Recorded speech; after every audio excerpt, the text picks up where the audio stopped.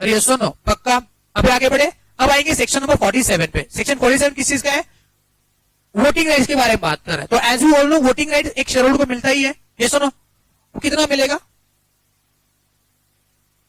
तो अगर मान लेते हैं मैं कंपनी का शेयर होल्डर हूं, तो जितने शेयर्स मेरे पास है उतना मेरे को वोटिंग राइट मिलेगा। जैसे मेरे पास 100 शेयर्स है, तो मेरे को कितने वोटिंग मिलेंगे? Unless and until it is a DVR, ये सुनो, तो एक शेयर का एक वोट मिलता है।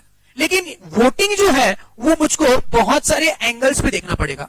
क्या मेरा वोटिंग या रेजोल्यूशन क्या पोल पे हो रहा है या शो ऑफ हैंड से हो रहा है? पोल पे मतलब पोल पे चढ़ के करना नहीं है वोटिंग। जैसे पोल पे वोटिंग हो रहा है, सर से पोल पे चढ़ के वोटिंग करना है क्या? हर एक बंदे को पोल पे चढ़ेंगे, अभी चढ़ जा पोल पे, अब वोटिंग कर। पोल मतलब समझ रहे हो? जैसे कि हम लोग वोटिंग बूथ में जाते हैं, जो 18 उम्र से ज्यादा है, जिन्होंने वोटिंग किया हुआ है, तो हमको क्या करना पड़ता है? हाँ, नहीं नहीं, उसकी बात नहीं कर रहा हूं मैं। हाँ, तो पोल सही बोल रहा है। लेकिन जैसे मान लो मैंने यहाँ पे एक बैलेट बॉक्स रख दिया, आपको बैलेट पेपर दे दिया, तो बैलेट पेपर में आपने लिख करके उसमें डाल दिया, तो ये पोल पे वोट किया मान लेते, समझ गए? या ये बोल रहा है केबीसी में इलेक्ट्रॉनिकल वोटिंग बोल रहे हैं, नहीं ये सुनो, दबाया मैंने, ये सुनो, उसको बोलते पोल पे वोटिंग लेना। जैसे पोल डिमांड करते हैं ना हम लोग, या मैंने आपके सामने कुछ रख दिया, आपने उसको पोल देना है मुझको, यस और नो में, उसको बोलते पोल। अब शो ऑफ हैंड्स का मतलब क्या है? हाथ ऊपर करके एक ही करना है, दो हाथ ऊपर। सर मेरे पास 2 हाथ है, सर मेरा 2 वोट गिनो, नहीं। तो अगर मान लेते हैं शो ऑफ हैंड्स पे वोट हो रहा है, ध्यान से सुनो, बहुत इंपॉर्टेंट चीज है। अगर मान लो शो ऑफ हैंड्स पे वोटिंग हो रहा है, तो 1 मेंबर 1 वोट। अगर शो ऑफ हैंड्स पे वोट हो रहा है तो 1 मेंबर 1 वोट। ऐसा क्यों? अगर मान लो मेरे पास 100 वोट्स है, तो क्या 100 बार हाथ ऊपर करूंगा? नहीं ना। तो शो ऑफ हैंड्स पे वोट करना है तो 1 मेंबर 1 वोट गिना जाता है।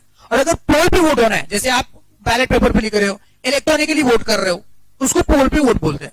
तो अगर पोल पे वोट होना है तो 1 share is equal to 1 vote. Okay, अमूमन तौर पे वोटिंग जो होता है वो पोल पे ही होता है, लेकिन उसके पहले कंपनी शो ऑफ हैंड से वोट ले सकती है।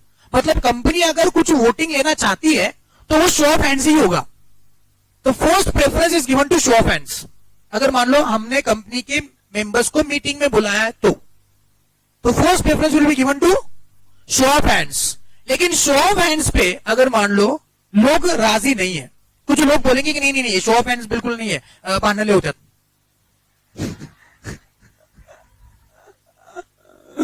समझे नहीं समझे? जैसे मान लो रेणु जी और साक्षी जी साथ साथ में बैठे हुए हैं, रेणु जी हाँ बोल रही है, साक्षी जी ना बोल रही है ना? तो झगडा हो ना दोनों किसमें? हाँ, मला आता बाहेर म्हणलीस होय म्हणायचो, अब बोल रही हो नाही, आता तू कसं नाही म्हणालेस? हा, दोनों झगड़ रही है मान लो। कल आके देखो दोनों का थोड़ा सूझा हुआ है। इतना मारपीट किया उन्होंने कंपनी के बाहर, रजिस्टर ऑफिस के बाहर ही तोड़फोड़ हो रही है, बताओ, हाथ हो गई है। तो इस चीज को मिटाने के लिए कुछ लोगों को शो ऑफ हैंड्स,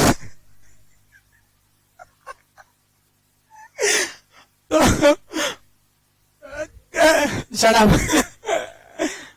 संभालो संभालो। मैं इमेजिन करके दोनों झगड़ रहे हो। वो आजकल इंस्टाग्राम पे वगैरह बहुत सारे रील्स चलते हैं ना, रील्स, उसमें वो झगड़ने के बहुत सारी वीडियोस देखता हूँ, तो वो याद आया मुझको।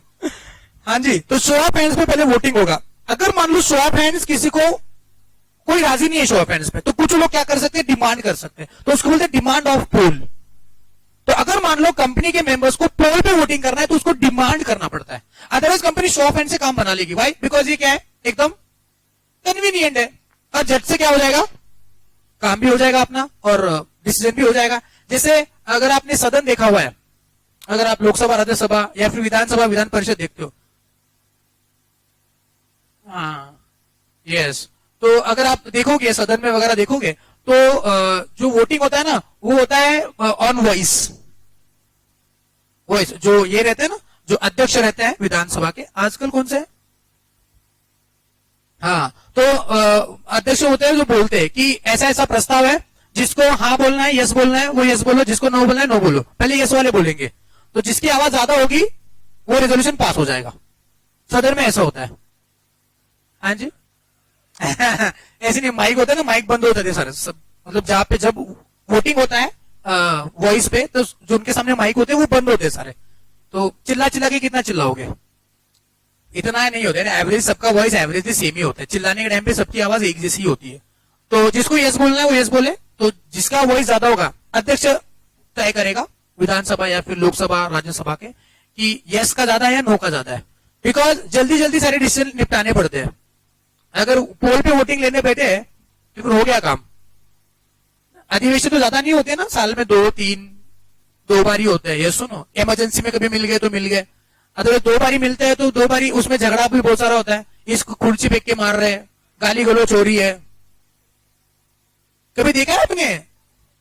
हाँ, यूट्यूब पे अवेलेबल है वीडियोस, कैसे गाली गलौज करते हैं। बोल जैसे कि आप मुझको बोलने नहीं देते, वैसे उधर भी होता है, बोलने ही नहीं देते। अगर मान लो कोई बंदा खड़ा है, वो कुछ बोल रहा है, तो उसको बोलने ही नहीं देते वो लोग। तो जैसे कि वॉइस पे वोटिंग होता है, वैसे यहाँ पे शो ऑफ हैंड्स होगा। और जिसको शो ऑफ हैंड नहीं चाहिए वो क्या कर सकते हैं, पोल को डिमांड कर सकते हैं। गेटिंग माय पॉइंट, पोल को डिमांड करना पड़ता है। कंपनी पोल पे वोटिंग नहीं लेगी।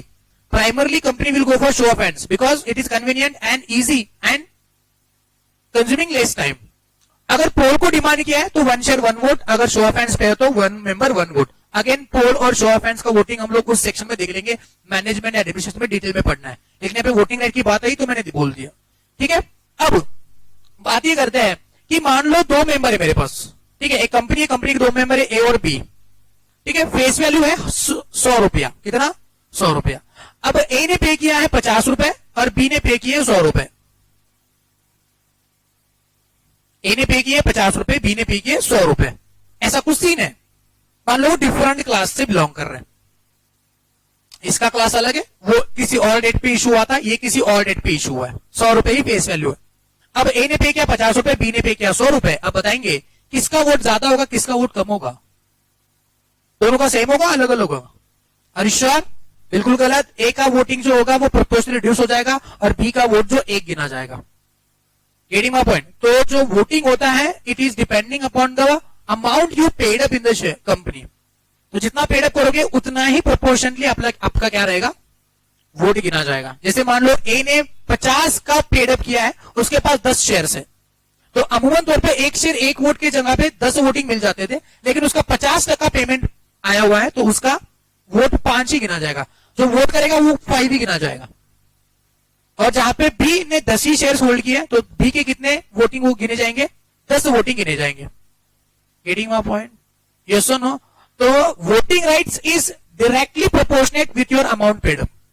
जितना आप अमाउंट ज्यादा पे करोगे उतना क्या मिलेगा आपको, वोटिंग राइट मिलेगा। Yes or no? अब और एक क्वेश्चन, अगर मान ले कंपनी ने प्रीमियम पे शेयर इशू किए, 100 रुपए का फेस वैल्यू है, कंपनी ने उसको 150 रुपए में इशू किया, तो एक बंदे ने 150 पे किया, एक बंदे ने 100 रुपए पे किए, तो बताएंगे उसका वोट 1.5 गिना जाएगा, 1 ही गिना जाएगा? कैसा वो अमाउंट प्रोपोर्शनेटली है ना। प्रीमियम वोटिंग में गिने नहीं जाते, फेस वैल्यू पे डिपेंड करता है। ये सुनो, अच्छा मान लो कंपनी ने 85 कॉल किए, एक बंदे ने 75 पे किए, एडवांस कॉल आया ना, तो बताएंगे उसका वोट कितना गिना जाएगा? क्वेश्चन समझे ना?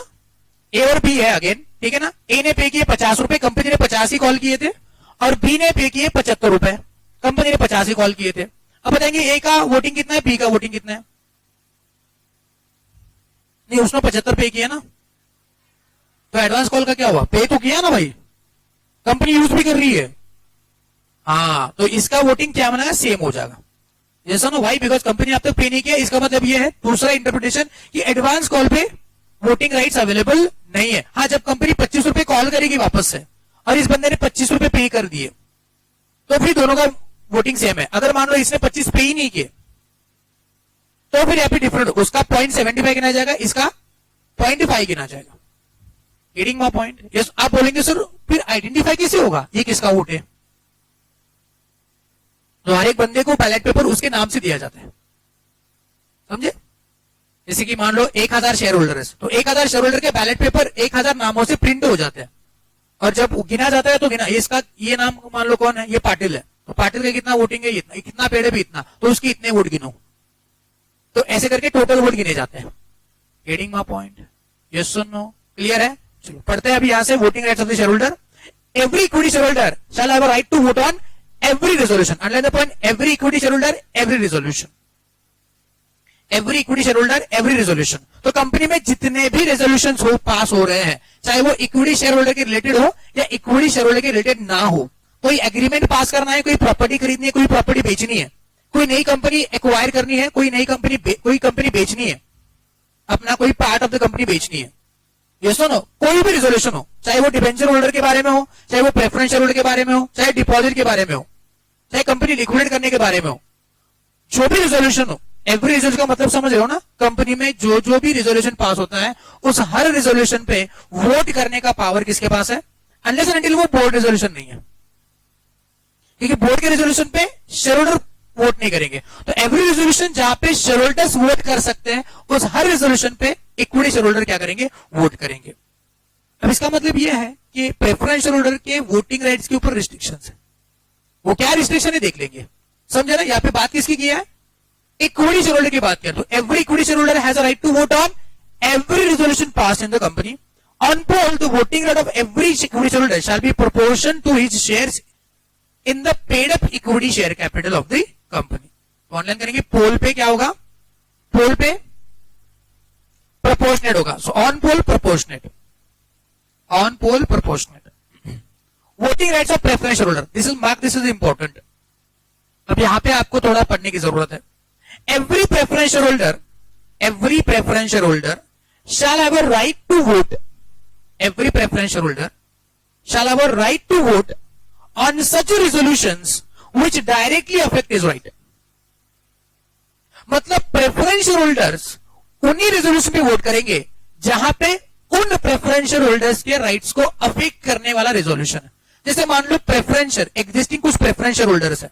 अब company wants to issue new preferences, तो क्या बताएंगे? प्रेफरेंस शेयर होल्डर के राइट्स को डाइल्यूट करा जा रहा है. एग्जिस्टिंग प्रेफरेंस शेयर होल्डर का राइट डाइल्यूट हो रहा है ना, बिकॉज उनके पास अभी भागीदार आ गया है.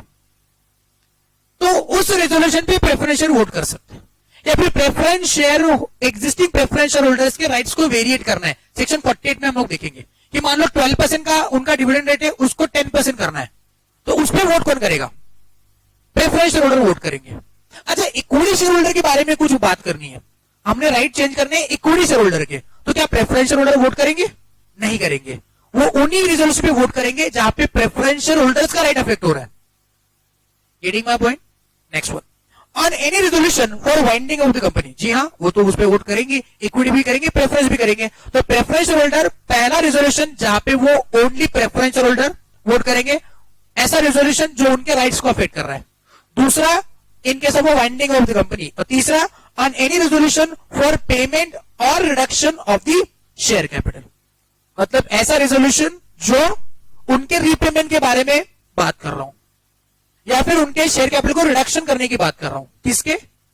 प्रेफरेंस शेयर होल्डर के. तो उन रेजोल्यूशन पे प्रेफरेंस शेयर होल्डर वोट कर सकते हैं. इसको छोड़ के प्रेफरेंस शेयर होल्डर किसी भी रेजोल्यूशन पे वोट नहीं करेंगे, उनको बुलाया भी नहीं जाएगा. तो कौन से 3 रेजोल्यूशन है? पहला, अफेक्टिंग द नेचर. किसका नेचर? Preference share holders. उन पे क्या करेंगे? वही वोट करेंगे.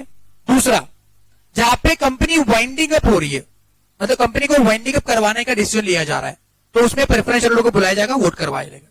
और तीसरा, जहां पे उनके रीपेमेंट के बारे में बात किया हो, जैसे मान लो प्रेफरेंस शेयर मैंने इशू किया है फॉर 3 years और company wants to repay it within 2 years, तो प्रेफरेंस शेयर होल्डर को बुलाया जाएगा कि हम चाहते हैं कि आपका जो पेमेंट है वो 2 साल में हम लोग खत्म कर रहे हैं, तो क्या आप राजी हो? तो वही वोट करेंगे. या फिर उनका रिडक्शन करना हो, रिडक्शन इन द कैपिटल. ना व्हाट इज रिडक्शन बाद में देख लेंगे. ओके, तो अगर उनका कैपिटल रिड्यूस करना है तो भी क्या करेंगे हम लोग? उनका वोट ले लेंगे. तो ये 3 ही रिजोल्यूशन है जहां पे प्रेफरेंस शेयर वोट कर सकते हैं. 4 मार्क का सवाल इसके ऊपर बन सकता है. Really important from exam point of view. तो प्रेफरेंस शेयर होल्डर कब कब वोट करेंगे बताओ?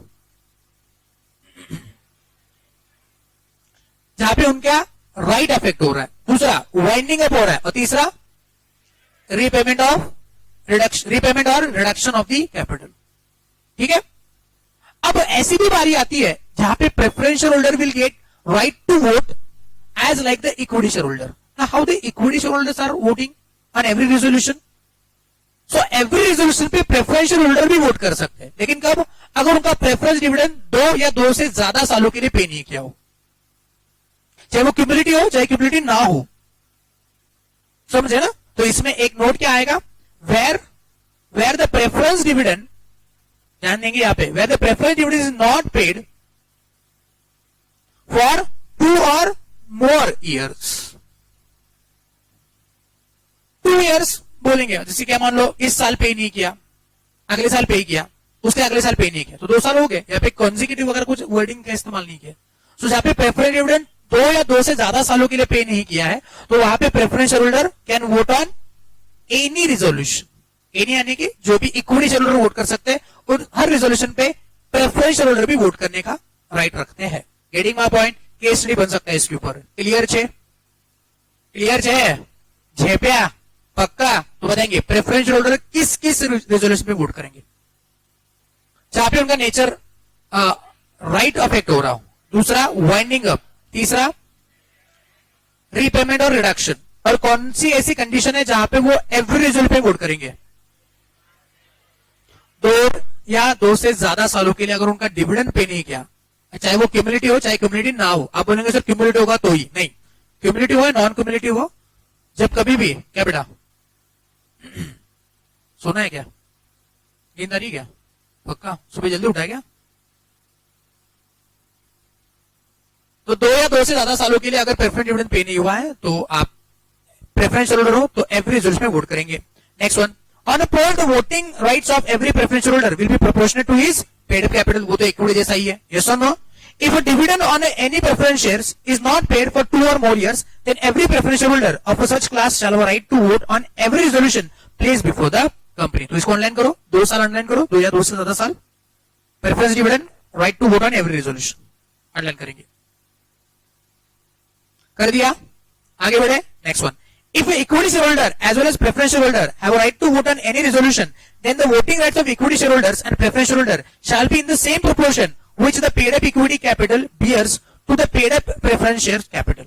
मतलब प्रेफरेंस शेयर होल्डर, अगर मान लेते हैं प्रेफरेंस शेयर होल्डर के 2 साल के डिविडेंड पे नहीं हुए, तो अभी प्रेफरेंस शेयर होल्डर भी आ जाएंगे मीटिंग में, बोलेंगे हम भी वोट करेंगे, हमारा भी राइट है. सुनो, तो उनका वोटिंग कैसे गिना जाएगा? कैसे गिना जाएगा उनका वोट? पेड अप तो है ना, वो तो सही बात है, लेकिन प्रोपोर्शन क्या होगा? अब अगर इक्विटी वोट करते हैं तो मेरे को टोटल वोटिंग पावर पता है कि नहीं? प्रेफरेंस शेयर का अलग से मीटिंग है तो मुझको पता है कि उनका टोटल वोटिंग पावर कितना है. अब दोनों एक साथ आ गए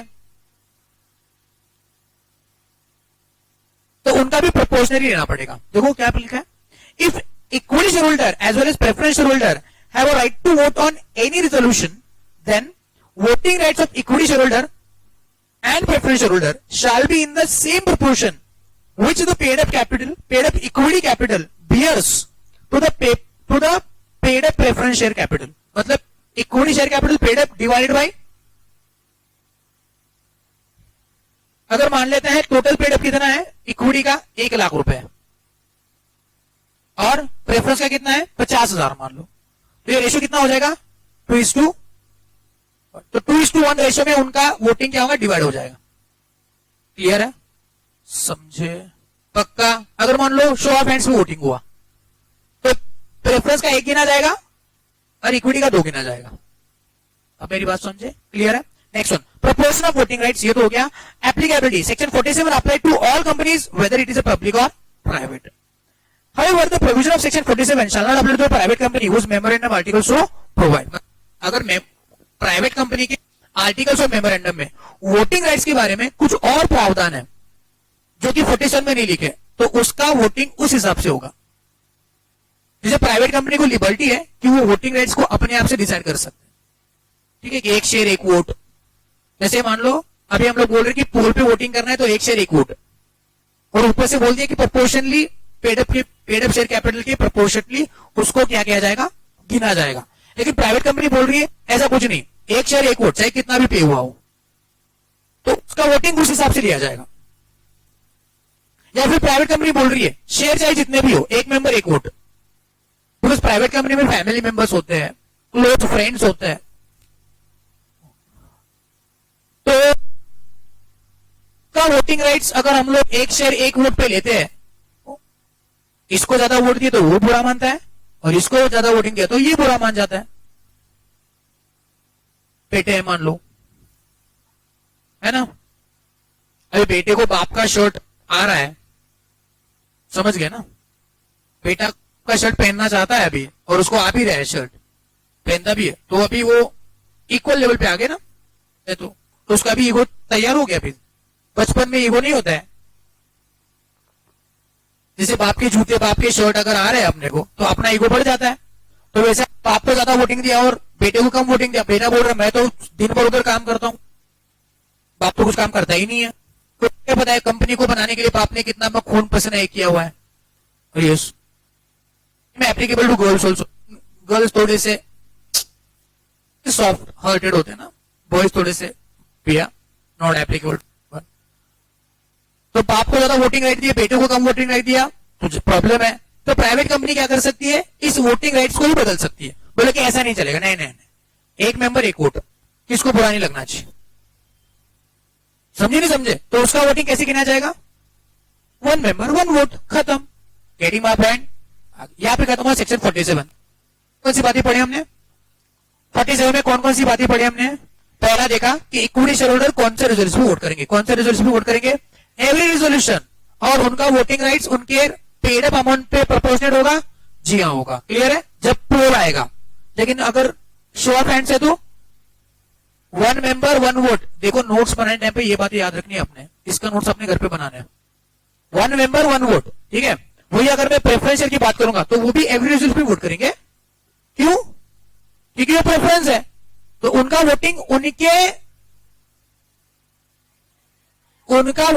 उनके रिलेटेड रिस्ट्रिक्टेड रहेगा। अगर मान लो ऐसा कुछ रेजोल्यूशन पास हो रहा है जिससे उनका राइट अफेक्ट हो रहा है तो वो उस रेजोल्यूशन पे वोट करेंगे। अगर ऐसा रेजोल्यूशन जो वाइंडिंग अप के बारे में डील कर रहा हो तो उस रेजोल्यूशन पे वोट करेंगे। ऐसा वोटिंग है जो उनके रीपेमेंट या रिडक्शन के बारे में बात कर रहा है तो उसमें वोट करेंगे। लेकिन ऐसे प्रेफरेंस शेयर होल्डर्स जिनका डिविडेंड 2 या 2 से ज्यादा सालों के लिए पे नहीं हुआ है, तो उस टाइप के preference share holder equity shareholder के मीटिंग में आके बैठ जाएंगे, बोलेंगे हम पे वोट करेंगे, उनको राइट मिलेगा to vote on every resolution जहां पे इक्विटी वाले वोट करते हैं।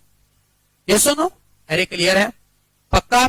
और क्या पढ़ा हमने, हाँ, और ये पब्लिक कंपनी प्राइवेट कंपनी दोनों के ऊपर लागू होता है ये सेक्शन, लेकिन प्राइवेट कंपनी कुछ और प्रोविजंस अपने आर्टिकल्स मेमोरेंडम में लिख सकती है with respect to the voting rights. Clear है। एग्जाम में सवाल है कि ऐसी प्राइवेट कंपनी है a private limited wanted to have such kind of voting for the members whether it is as per the provision of section 47, तो बच्चा लिखेगा नहीं नहीं नहीं नहीं नहीं नहीं, one share one vote.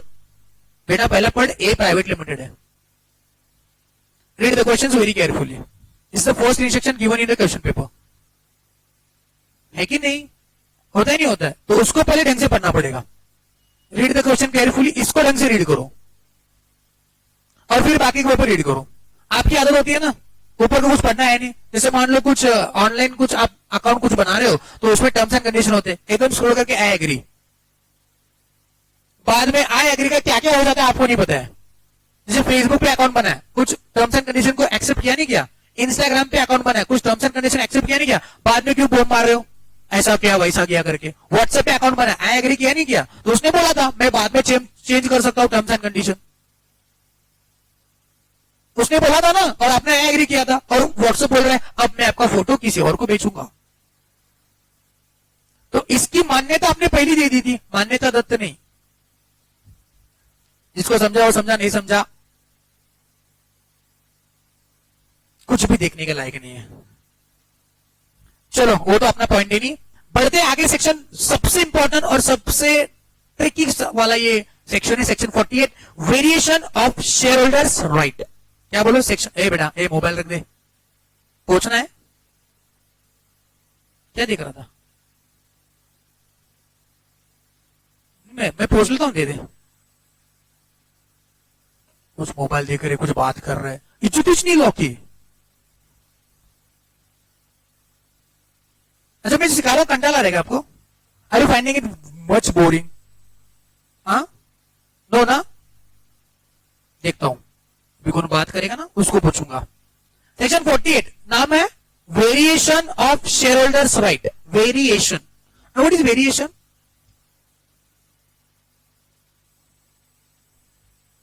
Variation यानी कि चेंज किसमें? शेयर होल्डर्स के राइट में। अब बताएंगे मुझको शेयर होल्डर के क्या क्या राइट्स होते हैं? वोटिंग करने का, वेरी गुड, वोटिंग करने का राइट होता है, डिविडेंड लेने का राइट होता है, बोनस शेयर्स का राइट होता है, राइट शेयर्स का राइट होता है, ऐसे बहुत सारे। मीटिंग में आने का राइट होता है ना, नोटिस लेने का हक होता है उसको, है कि नहीं? साडा हक है थे रख। अगर मान लो किसी मेंबर को आपने नोटिस नहीं दिया, बोला ये तो हावला, ये आके भी क्या करेगा है ना, ऐसा कुछ होता है ना, अपने ग्रुप में होते लोग, आपका फ्रेंड सर्कल है, मान लो हमको किधर जाना है, तो हमें से वो बंदा नहीं बोलता है, उसको पूछा ना चलो जरा दे, नहीं रे बहुत कड़की है रे, अब वो बोलता है बहुत कड़की है, वो फर्स्ट डे फर्स्ट शो देखता है बाकी सारी मूवीज अकेला या किसी के साथ, आई डोंट नो। हमेशा उसको पूछते तो कड़की बोलता ना, नहीं रे पैसा नहीं है रे, हमेशा नो ही बोलना है उसने, तो हम क्या बोलते जाए कैसे विचारे नहीं समझते, ऐसा होता ही नहीं होता है। और लोग उसको वड़ा पाव खाने की इच्छा है, वड़ा पाव, अभी तो कोई गर्मी है, ऐसा मस्त बूंदाबांदी हो रही है, मान लो सावन के महीने में है, या माहौल बन गया, मान लो ठंडी ठंडी ऐसा हवा चल रही है स्पीड स्लो कर दूं क्या? ठंडी ठंडी हवा चल रही है, you are on the bike with someone else or alone, I don't know, जो आपका, एंड द ब्रीजी कमिंग, तो बताओ ऐसा मान लो, और साइड में ऐसा वड़ा पाव का ठेला है, उसका स्मेल आ रहा है, चाय भी साइड में, वाह वाह हल्की बूंदाबांदी हो रही है, मजा है वड़ा पाव खाने का, उस टाइम में मजा है, भजिया खाने का, तो नहीं खाते हो उस टाइम पे, डाइट वगैरह तुम्हें बाजू पे रखा करो भाई, जिंदगी एक बार ही मिलती है, नहीं सर हम डाइट सो बड़ा पाव खाने सर वेट बढ़ जाएगा सर चर्बी तो के बॉडी में होती है, माँ नहीं बोलती आपको ले चर्बी वाढल्या तुझी, माँ नहीं बोलती है, नहीं बोलती है, डायरेक्ट चालू कर हाँ जी। तो बात कर रहा था मैं, किसकी बात कर रहा था मैं, वड़ा पाव किस पहुंच गया मैं, नहीं how I came to the vada pav. हाँ, फ्रेंड्स बोल रहे हैं कि हम लोग वड़ा पाव खाने जाते हैं, तो हमेशा एक बंदा होता ही है नालायक, वो क्या बोलते हैं नहीं खाना है, तो सारा मजा खराब कर देता, ये सुनो, तो मूड चला जाता है। तो हम मान लो कंपनी का मेंबर है, उसको बुलाया नहीं हमने, मतलब वो मीटिंग में आके करे भी क्या, वो तो ना ही बोलने वाला है, तो उसको हमें नोटिस नहीं, तो मीटिंग समझे, इसका मतलब ये है कि आपने उसको छोड़ के वड़ा पाव खाया तो आपका पेट बिगड़ने वाला है, वो ना बोले लेकिन पूछना जरूर है, उस नोटिस को भेजो, वो आए ना आए उसकी बारी है। अब मेरी बात समझे ना, थोड़ा प्रैक्टिकल एग्जांपल देके मैंने समझा आपको, समझे? तो मीटिंग में आने का उसका राइट वगैरह, ये इतने सारे राइट्स उसके होते हैं एटसेट्रा, ठीक है। अब हम लोग क्या कर रहे हैं, उन राइट्स को वेरिएट कर रहे हैं, चेंज कर रहे हैं, ठीक है। मतलब इश्यू करने के टाइम पे जब हम लोग कंपनी शेयर्स इश्यू करती है, तो उस टाइम पे कंपनी ने कुछ बोला रहेगा, है ना, जैसे मान लो गर्लफ्रेंड बॉयफ्रेंड है, तो शादी के पहले तो बहुत सारे वादे कसमें वादे खाते हैं, ये करूंगा वो करूंगा ये करूंगा, चेंज हो जाए, तो उसकी बात लोग अब समझे ना, हाँ समझे सर। इश्यू के टाइम पे बहुत सारी वादे किए थे, प्रेफरेंस शेयर होल्डर इशू किए, प्रेफरेंस शेयर्स इशू किए हमने, आपको मैं 25% डिविडेंड दूंगा, कितना 25, लोग खुश होके इन्वेस्ट कर भी दिए, एक साल के बाद पता चला 25 क्या 2.5% देने के लायक ही नहीं अपना, ऐसे लेने के टाइम पे सब हाँ हाँ बोलते रहे, यस नो, तो बाद में कंपनी बोल रही है कि हम आपके शेयर होल्डर्स के राइट्स को वेरिएट करने वाले हैं, तो क्या कंपनी ऐसा कर सकती है? 25% को डायरेक्टली 2% कर,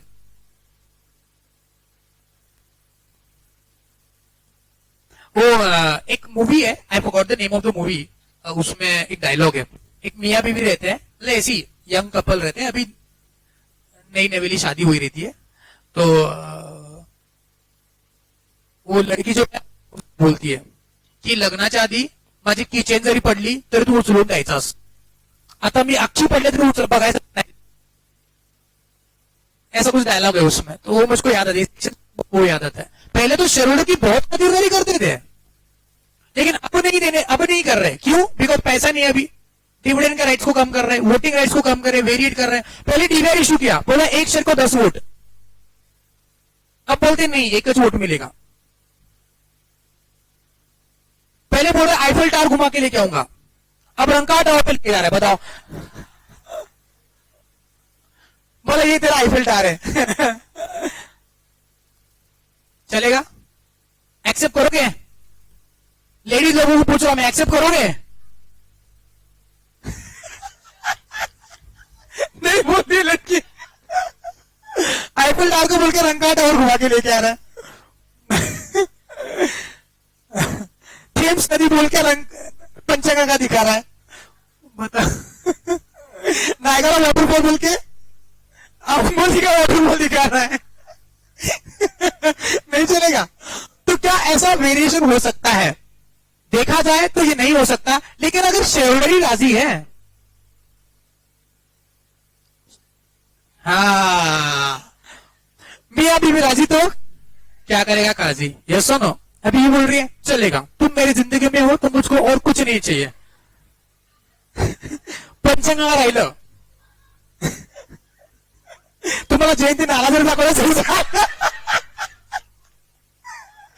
तुझ्या बरोबर जयंती नाला पण मला थेम्स नदी सारखाच आहे. तो बोला रुक जा, बारिश होने दे, घर तक आ जाएगी.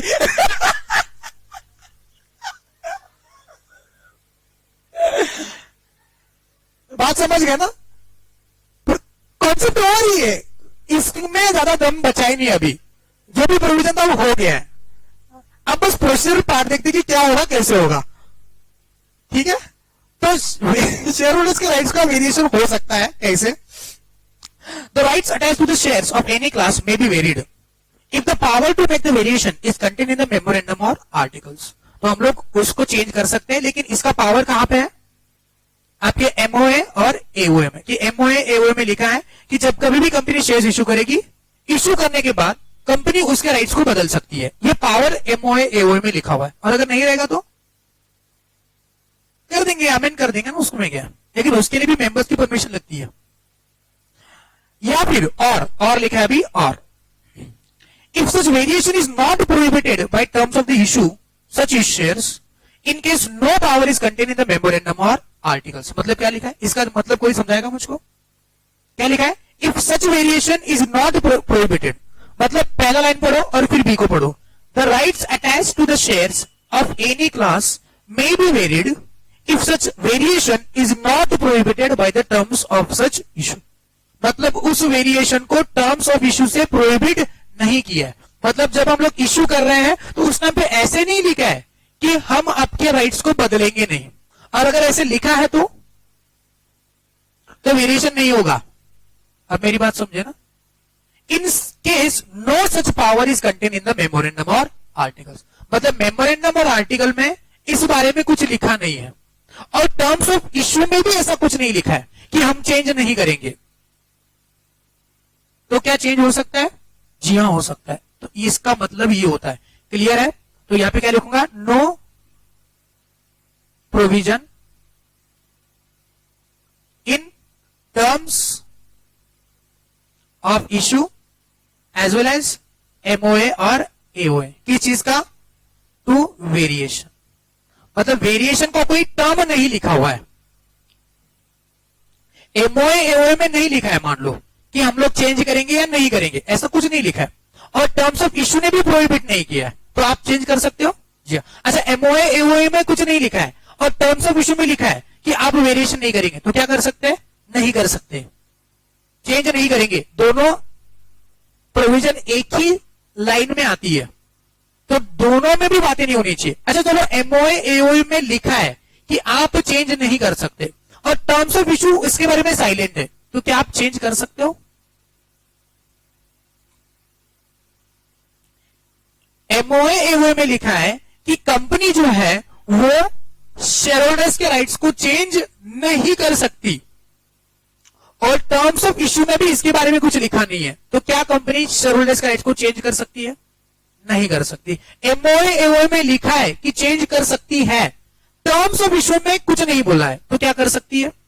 जी हाँ, कर सकती है। एमओए एओए में लिखा है कि नहीं कर सकती चेंज, और टर्म्स ऑफ इश्यू में लिखा है कि कर सकती है। तो क्या कंपनी चेंज कर सकती है?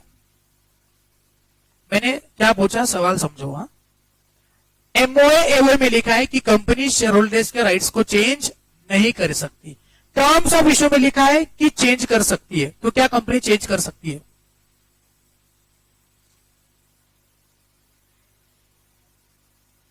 वेरी गुड, यही जवाब चाहिए तो मुझको। वो इश्यू ही इनवैलिड है। समझे? कंपनी जो इश्यू लेके आई है वही इनवैलिड है। Why? Because it is ultra vires, so the MOA. ये जवाब चाहिए तो मुझको। चेंज कर सकती नहीं कर सकती वो तो बहुत बोर की बात है, एक्चुअली उसका क्वेश्चन ही नहीं आएगा, बिकॉज ये जो इश्यू हो रहा है वही इनवैलिड है, बिकॉज के terms and condition is not in the line with your MOA AOA.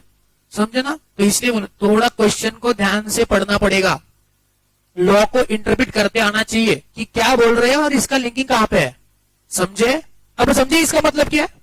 तो दो बातें हैं, एक तो पावर होना चाहिए एमओए एओए में कि चेंज कर सकते हैं तो चेंज करेंगे, और दूसरा एमओए एओए में कुछ नहीं लिखा है कि प्रोहिबिशन है नहीं है, और एमओए सॉरी और टर्म्स ऑफ इश्यू में भी कुछ नहीं लिखा है, तो आप लोग कर सकते हो। क्लियर है? पक्का? जे पे आगे बढ़ेंगे। Now this is very important condition. The rights attached to the shares of any class may be varied. किसी पर्टिकुलर क्लास का राइट वेरिएट हो सकता है। कब? With the consent in writing of the holders of not less than 3/4 of the issued shares of that class. अब class का मतलब क्या होता है? जैसे मान लो इक्विटी और प्रेफरेंस, ये अलग अलग क्लास है।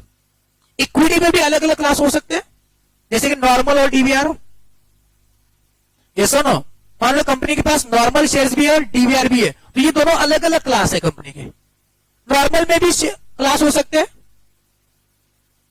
ये सुनो, 100 रुपए के, 10 रुपए के, और ये सुनो। अच्छा, डीवीआर में भी हो सकते हैं? जी हाँ, हो सकते हैं। कुछ वोटिंग राइट्स पे डिफरेंशिएटेड है, कुछ डिविडेंड पे डिफरेंशिएटेड है। Getting my point? तो उसको अलग अलग क्लास बोला जाता है। सर कितने क्लास हो सकते हैं एक कंपनी में? कितने अनगिनत हो सकते हैं, कंपनी जितने चाहे क्लास बना सकती है।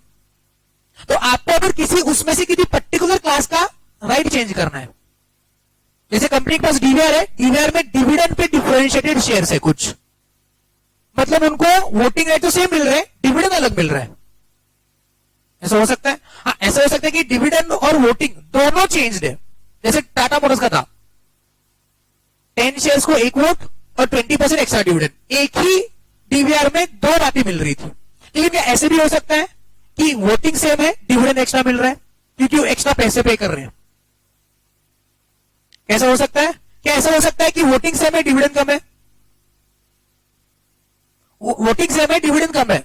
जी हाँ, हो सकता है। डिविडेंड सेम है, वोटिंग ज्यादा है, डिविडेंड सेम है, वोटिंग कम है, कुछ भी हो सकता है। तो आप जैसे चाहे अपने क्लास ऑफ शेयर्स बना सकते हो, और उसमें से एक क्लास है जिसका राइट चेंज कर रहे हो। हाँ, एक साथ बहुत सारे क्लासेस का राइट भी चेंज हो सकता है, लेकिन for simplicity we are looking at one class and change in the rights of that class. Okay, so एक शेयर है डीवीआर जिसका डिविडेंड के ऊपर डिफरेंशिएटेड है, और उस डिविडेंड उस क्लास ऑफ शेयर का राइट चेंज करना है। तो आपको करना क्या है कि इसमें जितने शेयर होल्डर है उसके 3/4 होल्डर्स, क्या बोला है? With the consent in writing of the holder of not less than 3/4 of the issued shares. तो 3/4 क्या करना पड़ेगा आपको? होल्डर्स का कंसेंट लेना पड़ेगा। Getting my point?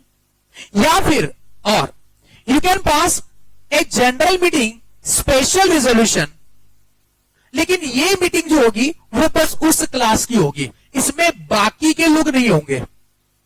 जैसे कि इस मीटिंग में ये लोग नहीं होंगे, ये लोग नहीं होंगे, ये लोग नहीं होंगे, ये बस सेपरेट मीटिंग होगी। आगे लिखा है देखो, separate meeting of the holder of the issued shares of that class. तो आपके पास 2 प्रोविजन है। अगर आपको उस क्लास के राइट्स को चेंज करना है तो आप क्या कर सकते हो, क्या चाहिए, उधर क्या दिख रहा है, क्या बोला मैंने अभी,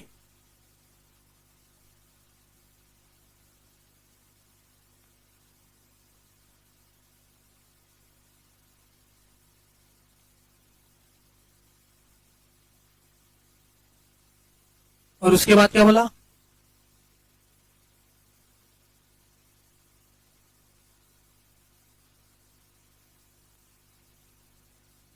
ध्यान दे भाई, ध्यान देगा अभी, क्या था, नहीं था ना ध्यान, था या नहीं था, सच बोल, हाँ तो ध्यान दे, क्या हुआ इसे क्या हुआ आज, कुछ ना बोला है, खाना देने के लिए ना बोला कि इसको, क्यों हंस रहे हो, लाफिंग, भाई ध्यान देना, क्या चल रहा है आज, आप में से कुछ बंदे इधर दिख रहे, कुछ बंदे उधर दिख रहे, ऐसा क्यों होता है आपका, ये सिखा रहा हूं, समझ रहा है ना बेटा, कुछ इंटरेस्टिंग लग रहा है नहीं लग रहा है, लॉ इंपॉर्टेंट लग रहा है लग रहा है, तो क्या इधर उधर क्यों, आप बाकी सब्जेक्ट में भी ऐसे करते हो क्या, आप वंडरिंग आप टैक्स में क्या करते हो,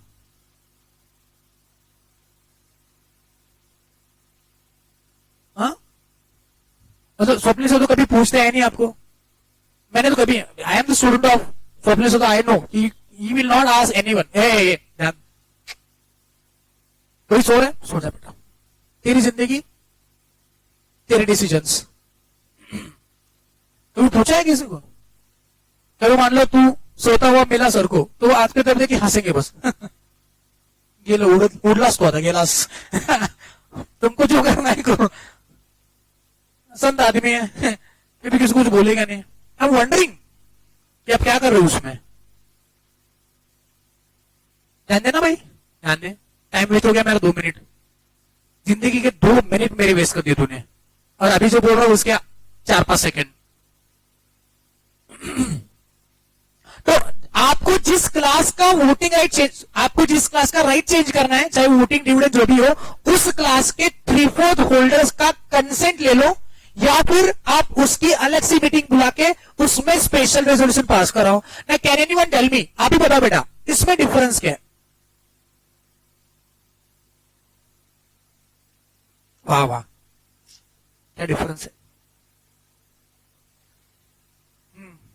और यहाँ पे बोलना है बस, तो 3/4 का मतलब क्या होता है, मान लो 100 मेंबर्स है, तो इधर कितने वाले 75, इधर भी 75, डिफरेंस क्या है,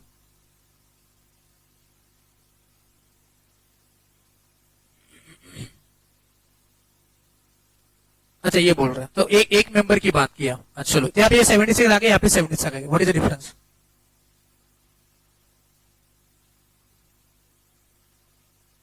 this is not a difference, this is not difference point,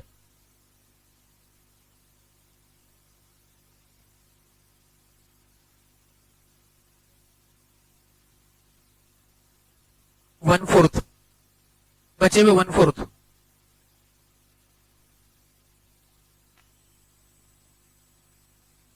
उसके लिए आपको वोटिंग पावर की थोड़ी और जानकारी होना जरूरी है, what does it make difference, 3/4 of holders की बात किया, तो कंपनी को एवरी होल्डर को पूछना पड़ेगा, जैसे मान लो 100 होल्डर मेरे, उस क्लास कितने शेयर होल्डर है 100, तो मैंने हर एक को पूछना है, भाई तुम्हारा क्या कहना है, भाई तुम्हारा क्या कहना है, तुम्हारा क्या कहना है, कुछ बोलेंगे कुछ नहीं बोलेंगे, कुछ हाँ बोलेंगे कुछ ना बोलेंगे, ये सुनो, लेकिन मुझको कितने लोगों का कंसेंट चाहिए, 3/4 यानी कि 75 लोगों का कंसेंट चाहिए, ये सुनो, तो यहाँ पे कंपल्सरी कितने लोगों का कंसेंट चाहिए, 75, समझे, लेकिन जैसे ही मैं स्पेशल रेजोल्यूशन की बात करता हूं, तो रेजोल्यूशन पास होता है मीटिंग पे, और मीटिंग में वोटिंग कैसे होता है पता है, इसमें गिना जाता है present and voting, what is present and voting, 100 member तो है, मीटिंग में मान लो 20 लोग ही आ गए, तो जितने लोग, अभी ये बात की कोरम, कैरम नहीं कोरम, कोरम मतलब क्या, कि कितने लोग आएंगे मीटिंग में, तो उसको वैलिड मीटिंग बोलेंगे, अगर आपके कंपनी के मेंबर्स 1000 है, कितने, तो मीटिंग में 5 लोग आ गए तो वैलिड मीटिंग है, बाद में वो बातें देखेंगे, और भी क्राइटेरिया है उसमें। अगर आपके टोटल नंबर ऑफ मेंबर्स कितने हैं 1000, कितने 1000, तो आपकी मीटिंग वैलिड बोलने के लिए कितने minimum number of members present होने चाहिए 5। हाँ जी, 5 लोग मीटिंग में आएंगे तो मीटिंग वैलिड है। वैलिड मतलब आप मीटिंग कन्वे कर सकते हो, आप मीटिंग ले सकते हो। 4 लोग आ गए तो meeting cancel, adjourn due to the want of quorum. उस मीटिंग में भी नहीं आए तो वापस एडजर्न। सर उस मीटिंग में भी नहीं आए तो एडजर्न मीटिंग में, एडजर्न समझ रहे हो ना, तारीख पे तारीख, तारीख पे तारीख, तारीख पे तारीख, तारीख पे तारीख, same day, same timing, same place, next week में जाता है। जैसे आज थर्सडे, दत्ता चवार, आज मान लो मीटिंग बुलाई, कंपनी के मेंबर है 900, तो मेरी कितनी रिक्वायरमेंट है कोरम की 5। ये सुनो, तो आज मान लो मीटिंग में 4 ही लोग आ गए, मैंने समोसे तो 500 लेके आया था, समोसे की बात नहीं कर रहा हूं, मीटिंग 4 लोग आ गए तो बताएंगे मीटिंग कन्वे करूं, तो meeting due to the want of quorum adjourn हो जाएगी। कब? नेक्स्ट वीक में थर्सडे को, same place, same timing, date same नहीं होगा, डेट सेम नहीं होगा। तो अगले थर्सडे भी कोई नहीं आया, लोगों को उपवास से समोसा नहीं खाते लोग तो नेक्स्ट बारी मैंने साबू वड़ा रखे, तब भी लोग नहीं आए, लोगों अभी बाहर से खाता नहीं उपवास हुआ, लोग नहीं आए तो क्या करूं? थर्सडे नहीं नहीं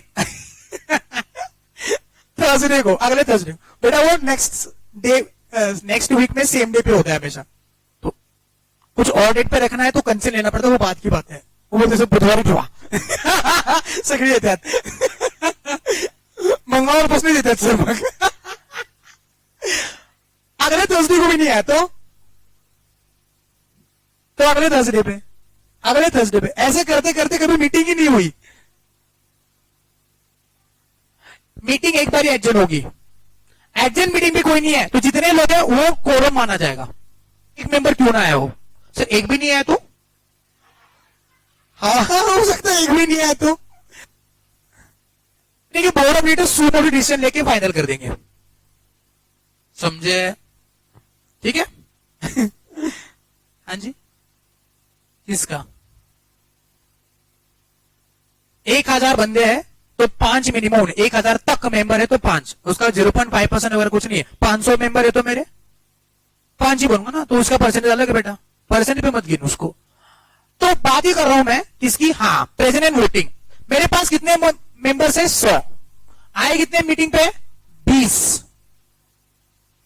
तो 20 मेंबर का स्पेशल रेजोल्यूशन गिनूंगा, तो 20 में से कितने लोग 16 लोगों ने हाँ बोला तो वो रेजोल्यूशन पास है, उस क्लास का राइट चेंज हो सकता है। दोनों में डिफरेंस समझा ना? So which is more beneficial to the company, general meeting special resolution. Because यहाँ पे 16 लोग क्या कर सकते थे, चेंज कर सकते थे, लेकिन यहाँ पे 75 लोगों की रिक्वायरमेंट है। हर एक को पूछने से बेटर है मीटिंग बुलाओ, जो लोग आएंगे आएंगे, जो नहीं आएंगे नहीं आएंगे। ये सुनो, हाँ अच्छा, प्रेजेंट एंड वोटिंग का मतलब क्या है? 20 लोग आ तो गए लेकिन 15 नहीं वोट किया,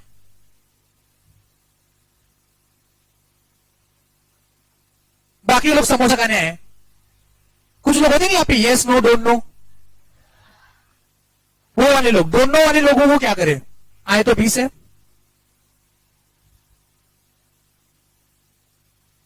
बैठूंगा। मेरे को लगा स्वप्न सर आ गए, इतने जल्दी कैसे आ गए?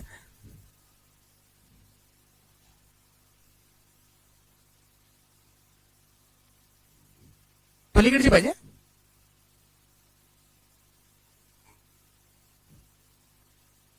हा पंखा काढायला कोण आलंय, कोण आलंय?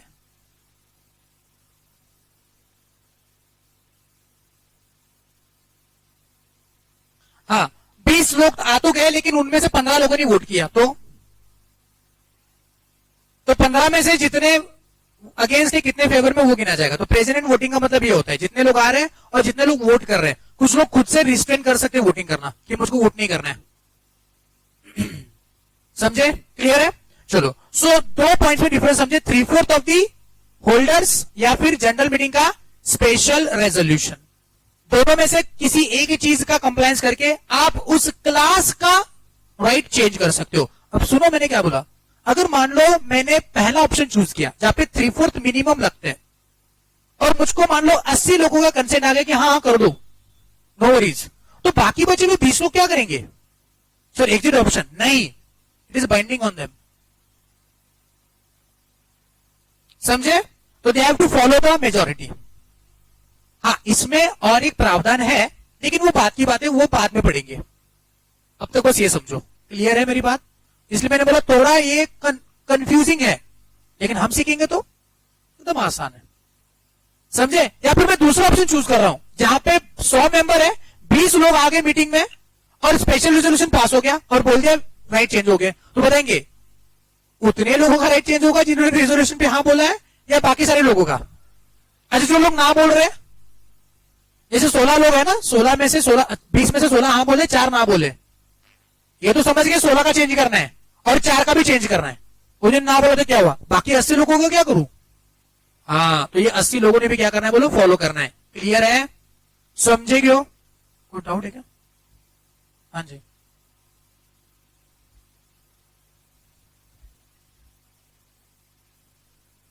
है? 10-10 वोट हो गए तो उस केस में वो मैनेजमेंट एडमिनिस्ट्रेशन में है, एवरी मीटिंग को एक चेयरमैन होता है। Every meeting shell have a chairman. तो चेयरमैन का कास्टिंग वोट होता है। ओके, जहां पे इक्वालिटी होती है वोटिंग की, तो chairman will vote a casting vote in this case. समझे? अब मान लो चेयरमैन कौन होगा? कंपनी का नहीं, जो मीटिंग में लोग प्रेजेंट है ना, बोर्ड ऑफ डायरेक्टर्स मेंबर्स, उन्हीं में से चेयरमैन अपॉइंट किया जाता है। अब जो मेंबर चेयरमैन बना है मान लो उस मीटिंग के लिए, उस मीटिंग का वो चेयरमैन होता है, तो जो मेंबर उस मीटिंग का चेयरमैन बना है वो एज अ मेंबर भी वोट करेगा पहले, बिकॉज वो मेंबर भी है। लेकिन उसके बाद इक्वालिटी हो रही है तो उसके बाद और एक कास्टिंग वोट, इसलिए इसको कास्टिंग वोट क्यों बोला जाता है? बिकॉज वो एक एडिशनल वोट होता है चेयरमैन के पास इन केस ऑफ इक्वालिटी। हाँ जी, हाँ, तो उसको एज अ मेंबर वोट मिलेगा और एक चेयरमैन करके वोट मिलेगा। लेकिन चेयरमैन का वोट कब कास्ट करेगा? जब इक्वालिटी होगा तब। थोड़ा सा आगे की बात है वो, नहीं तो पता चला मैनेजमेंट एडमिनिस्ट्रेशन चैप्टर ही पढ़ा दिया मैंने शेयर कैपिटल में। अच्छी बात है, डाउट आया तो। ये बातें समझी आपको? क्लियर है? आगे बढ़ेंगे। नीचे कंसेंट है, पॉइंट नंबर 3 थोड़ा पेंडिंग रखना, देखिए नीचे आएंगे। पॉइंट नंबर 3 पेंडिंग रखना। अब तक क्या पढ़ा हमने कि अगर मान लो एमओए एओए में लिखा हुआ है कि चेंज कर सकते हैं तो चेंज करेंगे। अगर मान लो टर्म्स ऑफ इशू या एमओए एओए साइलेंट है इस बारे में तो क्या चेंज कर सकते हैं? जी हाँ, चेंज कर सकते हैं। ठीक है, और चेंज करने के लिए प्रोसीजर क्या है? आपके पास 2 ऑप्शन है, एक तो आप 3/4 होल्डर्स का परमिशन ले लो, राइटिंग में कंसेंट ले लो, या फिर उस क्लास ऑफ शेयर होल्डर्स की सेपरेट मीटिंग बुलाओ और उसमें स्पेशल रेजोल्यूशन पास करवाओ, और जो भी रेजोल्यूशन पास होगा वो सबके ऊपर लागू हो जाएगा, चाहे हाँ हो चाहे ना हो। ठीक है, उसमें कोई क्या नहीं कर सकता, ऑब्जेक्शन नहीं ले सकता। लेकिन नीचे जो दिया है, right of dissenting shareholder to make an application to tribunal, इसमें उन लोगों को एक प्रोविजन दिया हुआ है। अब ये प्रोविजन क्यों डाला है? बिकॉज ये माइनॉरिटी इंटरेस्ट है। अब 80 और 20 हो गया ना, तो 80 मेजॉरिटी है, 20 माइनॉरिटी है। ये सुनो, तो जो डिसेंटिंग शेयर होल्डर है उनमें से कुछ लोग ट्राइब्यूनल को अप्लाई कर सकते हैं। ट्राइब्यूनल यानी एनसीएलटी, कि है एनसीएलटी ये जो वेरिएशन वो करवा रहे हैं वो सही नहीं है, प्लीज इसके ऊपर चर्चा होनी चाहिए। प्लीज इसके ऊपर आप क्या करो, एक ध्यान दे दो कि जो हो रहा है सही हो रहा है नहीं हो रहा है। अगर सही हो रहा है तो आप हाँ बोल दो, हम लोग मान्य करेंगे। अगर नहीं हो रहा है तो आप उनको बोलो कि मत करवाएं। क्यों? बिकॉज ऐसा हो सकता है मान ली कंपनी है जिसमें प्रमोटर्स का 75% का स्टेक है। प्रमोटर्स का 75% का 25 अदर्स के लिए रिजर्व रखना है ना, मैंने आपको बताया था ओएफएस के टाइम पे। तो मान लो कंपनी है जिसमें प्रमोटर का कितना स्टेक है, जैसे राधाकृष्ण दमानी जो है, ओके, उनका अब भी स्टेक 86% है। दमानी जी का कंपनी का नाम क्या है? Avenue Supermarts limited. तो एवेन्यू सुपरमार्ट्स लिमिटेड में राधाकृष्ण दमानी जी का 86% का स्टेक है। Now, as per SEBI guidelines, he has to reduce it. If he not, then he will be penalized. तो 86% का स्टेक है उनका। तो अगर मान लो वेरिएशन का प्रोविजन या प्रपोजल सामने रखा जाएगा तो बताएंगे अकेला दमानी जी इसको कमांड कर सकता है, ये सुनो उनके कहने पे कंपनी नाच रही है अभी, बाकी बचे हुए 14% है, तो बताएंगे 14% की आवाज कहां तक जाएगी। तो इसलिए ये प्रोविजन डाला हुआ है कि जो भी डिसेंडिंग शेयर होल्डर है उनका क्या, so holders of such class of shares जिसका राइट चेंज हो रहा है, who holds not less than 10% of such class. जैसे 100 लोग हैं, ओके, तो 100 लोग उस कंपनी उस क्लास ऑफ शेयर होल्डर के हैं ना, तो 100 लोगों में से उतने लोग ट्राइब्यूनल को अप्लाई कर सकते हैं, कितने, होल्डिंग 10% ऑफ शेयर्स। अब ये 10 लोगों की बात नहीं कर रहे, 10% ऑफ शेयर्स की बात कर रहे हैं, समझे। जैसे मान लो उस क्लास में 400 शेयर्स थे, कितने शेयर, 400 शेयर्स, और वो 100 होल्डर्स ने होल्ड किए। दोनों में डिफरेंस समझ रहे हो ना, 400 शेयर्स 100 लोगों ने होल्ड किए। अब इसका शेयर होल्डिंग पैटर्न अलग अलग हो सकता है, किसी ने 10 होल्ड किए, किसी ने 4 होल्ड किए, किसी ने 1 होल्ड किया, किसी ने 2 होल्ड किए, ऐसे मिल मिला के 100 लोगों ने 400 शेयर्स होल्ड किए। अब 10% 400 का ले लू या 100 लोगों का ले लू, तो यहाँ पे 400 की बात किया, तो 400 में से 10% कितने हो रहे, 40, तो 40 शेयर्स मान लेते हैं 2 लोगों ने होल्ड किए, ऐसा हो सकता है। तो ऐसे लोग इकट्ठा हो जाएंगे जिन्होंने 40 शेयर्स होल्ड किए, नॉट लेस देन 10%, तो 10% ज्यादा भी हो सकते हैं, समझ गए। तो ऐसे लोग इकट्ठा आएंगे जिन्होंने 10% ऑफ शेयर्स को होल्ड किया है, वो लोग अप्लाई कर सकते हैं and condition and had not consented to such variation, मतलब उन्होंने पहले ना बोला था। अरे जो लोग हाँ बोले और अब बोल रहे ना, कान के नीचे कंटा दूंगा उनको।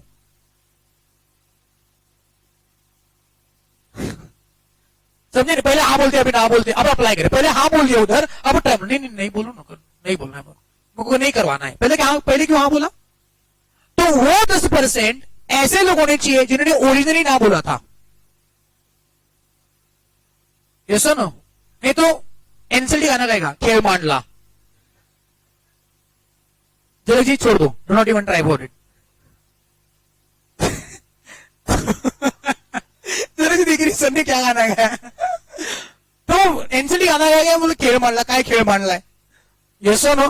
तो ऐसे 10% लोग होने चाहिए जिन्होंने पहले ना बोला था और had not voted in favour of the special resolution. अब दोनों में डिफरेंस क्या बता पाओगे, हाँ, तो ऐसे लोग जिन्होंने कंसेंट नहीं दिया था या जिन्होंने फेवर पे वोट नहीं डाला था। अब इसमें देखो, जो पहला कंडीशन है वो 3/4 ऑफ कंसेंटिंग के बारे में बात कर रहा है, और दूसरा इन केस ऑफ मीटिंग की बात किया। लेकिन मीटिंग में जो लोग नया बोल रहे हैं या जिन लोगों ने वोट नहीं किया, मतलब 100 में से 20 लोग मीटिंग पे आए थे, ये सुनो, 100 लोगों में से 20 लोग क्या आए थे, मीटिंग पे आए थे ना, 80 लोग मीटिंग पे आए नहीं थे, तो क्या 80 लोगों को मैं इनमें लूंगा जिन्होंने वोट नहीं किया है। क्वेश्चन समझे, क्वेश्चन समझे। 10% में मान लो मेरे 40 शेयर्स है, 40 शेयर्स जिन लोगों ने होल्ड किए, उसमें कुछ ऐसे शेयर होल्डर्स है जो मीटिंग पे आए नहीं थे, तो उनको पहले क्वेश्चन समझा क्या, जो लोग जवाब दे रहे माइट भी उनको सवाल समझाए, जो लोग जवाब नहीं दे पा रहे उनको क्वेश्चन समझेगा बताओ बेटा, क्वेश्चन समझा, वेरी गुड। आसिम,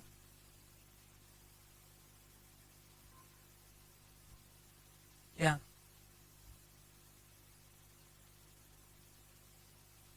हाँ, तो क्या उनका एप्लीकेशन वैलिड है,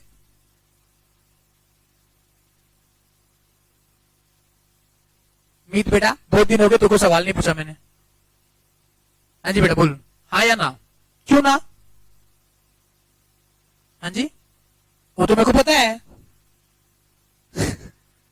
मैं पूछ रहा हूं क्यों उनका एप्लीकेशन वैलिड नहीं है, बिकॉज यहां पे कंडीशन क्या है, had not voted in favour, मतलब एक तो अगेंस्ट किया रहेगा या फिर मीटिंग में आया और वोट नहीं किया, जो लोग आए नहीं उनका कुछ संबंध नहीं है, उन्होंने चुप ही रहना है।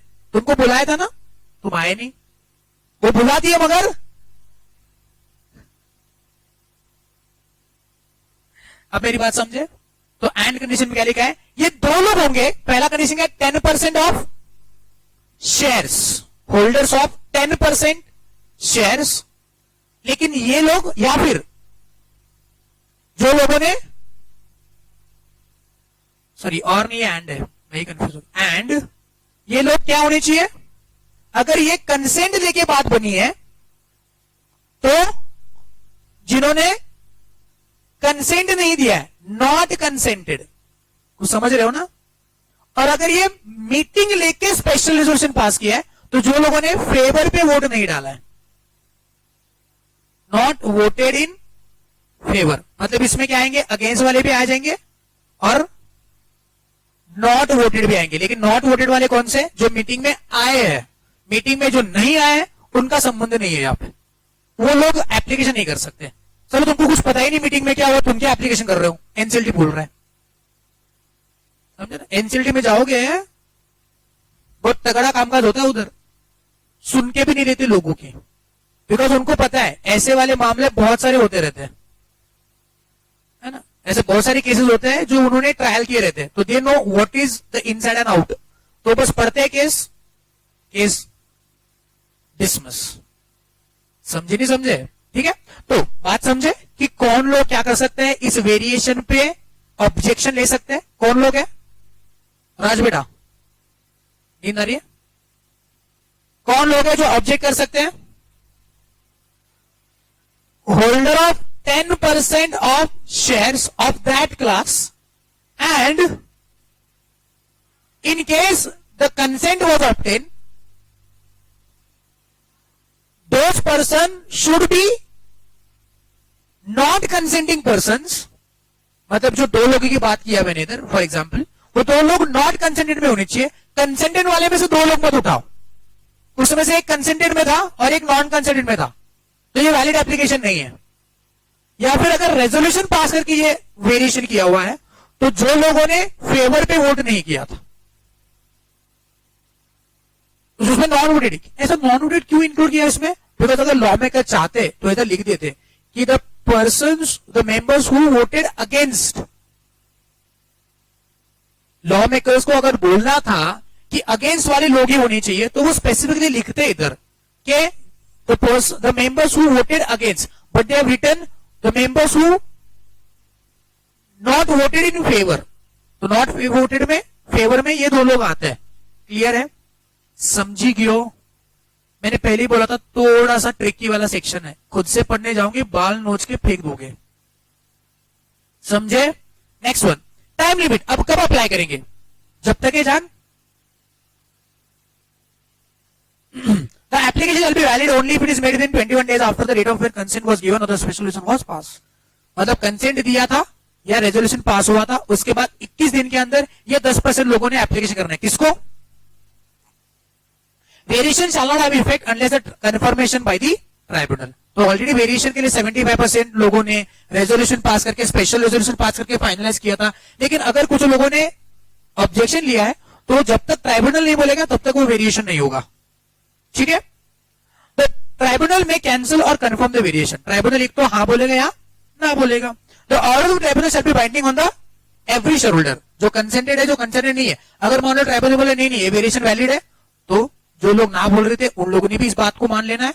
और मान लो एनसीएलटी बोल रहा है कि नहीं नहीं नहीं ये variation in the line of law नहीं है, तो जो लोगों ने कंसेंट दिया था या जिन लोगों ने इन फेवर वोट किया था उन लोगों ने भी ये मान्य करना और वेरिएशन नहीं होगा। The company shall with in 30 days file the order with the tribunal with the register. तो जो भी ऑर्डर आ रहा है ट्राइब्यूनल से वो रजिस्टर के पास सबमिट करना with in the period of 30 days। बात क्लियर है, सेक्शन का एक पार्ट खत्म हो गया। अभी हमने पॉइंट नंबर 3 खत्म करना है। यहां तक समझाएगा बताओ। तो क्या सीखा हमने, सेक्शन 48 क्या, variation in the shareholders right. मतलब प्रेफरेंस शेयर होल्डर है जिनका 12% का क्या है बोलो डिविडेंड है, उन 12% को हम लोग कम कर रहे हैं 2% या 10%, ठीक है। अच्छा इस सेक्शन का एक क्या बोलते हैं उसको, एक बेस होता है, बेस। ये सेक्शन किस लिए है, अगर मान लो मैं वेरिएशन कुछ इस प्रकार से कर रहा हूं मेरा पहले डिविडेंड रेट था 20%, कितना?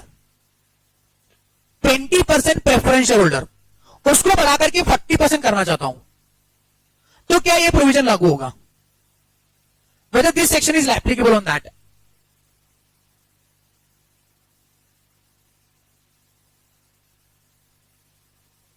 टेक्निकली स्पीकिंग ये सेक्शन लागू है, बिकॉज इसमें ये नहीं बोला है कि वेरिएशन कैसा होगा, बस यहाँ पे वेरिएशन लिखा हुआ है। लेकिन प्रैक्टिकली देखा जाए तो ये सेक्शन कब लागू होता है? जब ये वेरिएशन एडवर्स होता है। अरे 20% का 10% करूंगा तो ही मुझको कंसेंट लेना पड़ेगा। अरे 40% करूंगा सब खुद ही मार के आ जाएंगे, शो ऑफ हैंड, दो हाथ ऊपर करेंगे, साइड वाला का पैर भी ऊपर करेंगे, ये ले पैर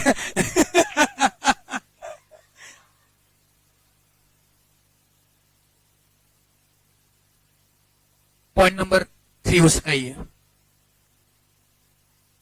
अब मेरी बात समझे ना? अरे 20% 40% करो, लोग खुश है, मीटिंग में बुलाएंगे खुशी में एक के दो समझ खाएंगे, शो पे वोटिंग हो रहा है, पोल पे वोटिंग हो रहा है, कुछ भी वोटिंग करो, हम है ना? Yes or no? 100% वोटिंग होगा, सही बात है कि नहीं?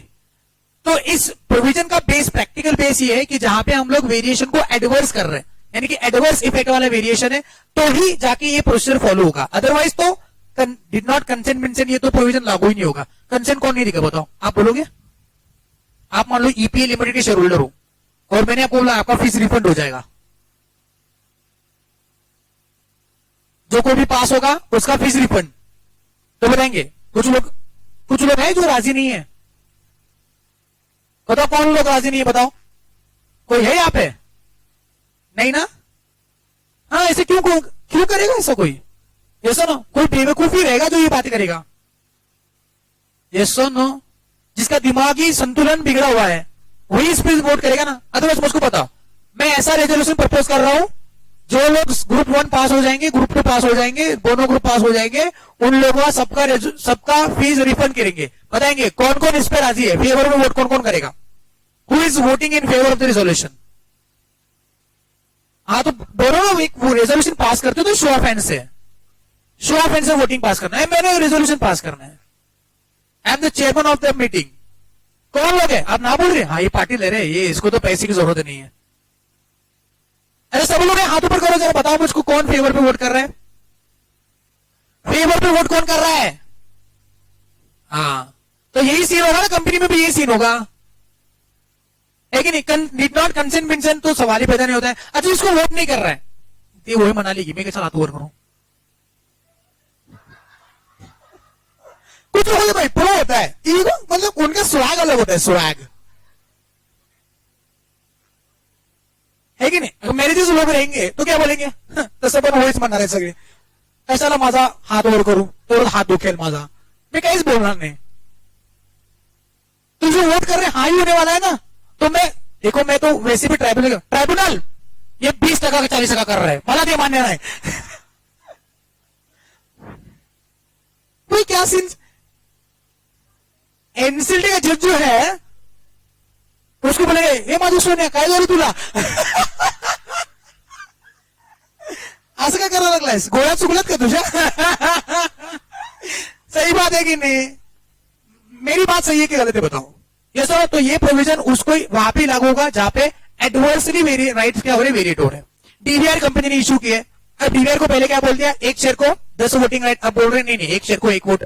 ये डीवीआर इशू की कंपनी ने बोला कि 20% एक्स्ट्रा डिविडेंड, अब बोल रहे नहीं आपको 10% ही मिलेगा। तो एडवर्सली अफेक्ट करने वाले वेरिएशन के केस में ही ये सारे प्रोविजंस लागू होंगे। Getting my point? अब पढ़ते हैं पॉइंट नंबर 3, क्या लिखा है, पढ़ो जरा।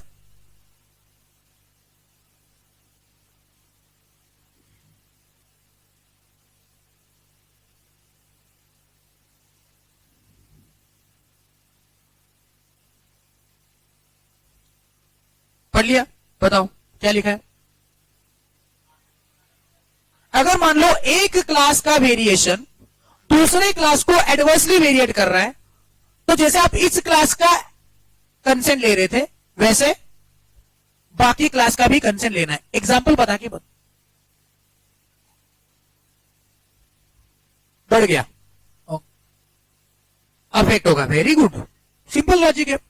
क्योंकि डिस्ट्रीब्यूटिव प्रॉफिट में उनका शेयर बढ़ रहा है।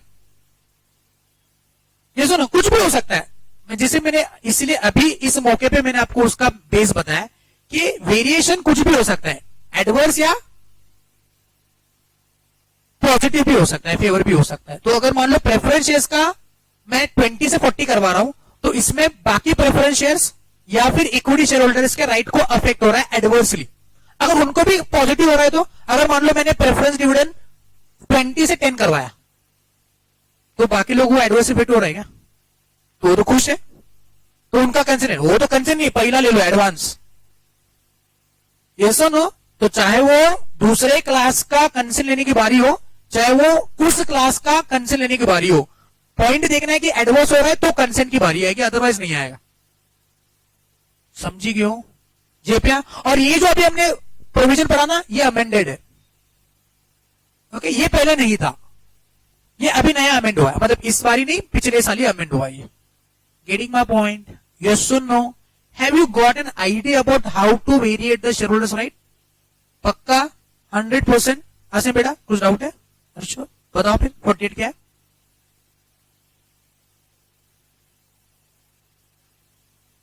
Okay,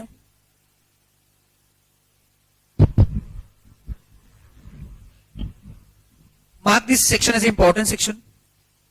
If the power of variation is contained in the memorandum or articles, and at the time of variation, the company has not prohibited at the terms of the such shares, then the company can variate the shareholders' right. Okay. To make the variation, the consent shall be in writing of 3/4 members, or 75 or general meeting special resolution can be Of that class. of that. दोनों में से एक हो सकते हैं, दोनों करने हैं, दोनों में से एक करना है।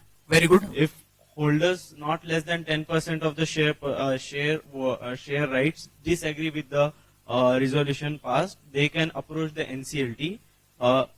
If they have not voted, if they have not consented and not voted in favor of the such resolution, they shall approach the NCLT within 21 days, and variation shall not have any effect unless confirmed by the tribunal. Tribunal जो बोलेगा वो full and final. The tribunal may cancel or confirm the variation. The order shall be variation. The order of the tribunal shall be binding on the company, and the company shall submit the documents within 30 days. जो भी order आ रहा है वो उस order के 30 दिन के अंदर सबमिट करना है, ठीक है? अगर मान लो क्या हो रहा है आगे? And if the variation affects the shareholders of other class and rights, the company shall take the 3/4 consent of that class, or they can have general meeting. No, they can just. नहीं, ये बोला है उन्हें क्या करना है? 3/4 holders का क्या करना है? कंसेंट लेना है उस क्लास का। They can take. समझे? वेरी गुड, ताली बजाओ आसिम के लिए, जबरदस्त, मस्त। आगे बढ़ेंगे, अब इसका चार्ट बन के आएगा घर से। हरीश, आगे बढ़े हम लोग नेक्स्ट।